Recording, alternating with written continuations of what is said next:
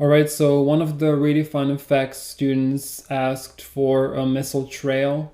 Now, there really isn't anything that we haven't covered yet. You should pretty much know how to do this. Really, it's just a simple emitter animated to go from left to right.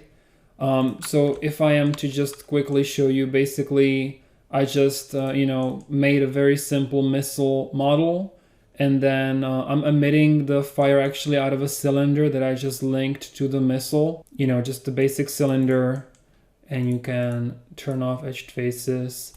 And like we did many times before, I would just make it an editable poly, set this to an ID 10, roughly over here, and I already did that with this cylinder here.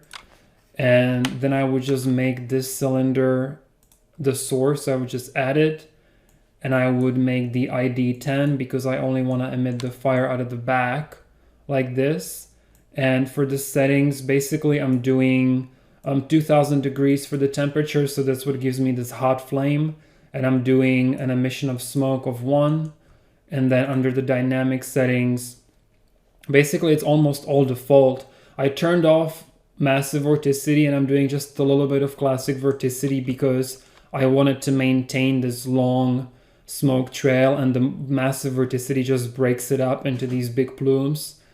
And basically all of these values are 0. I'm doing direct symmetric, 16 for quality. Most important, steps per frame need to be high because the missile is moving pretty fast. So 6 steps per frame. The super simple shading by temperature. I just raised the graph to increase the brightness of the fire, and you can brighten it up even more with the multiplier. And then you can just play with the smoke opacity to get a different thickness of the smoke trail.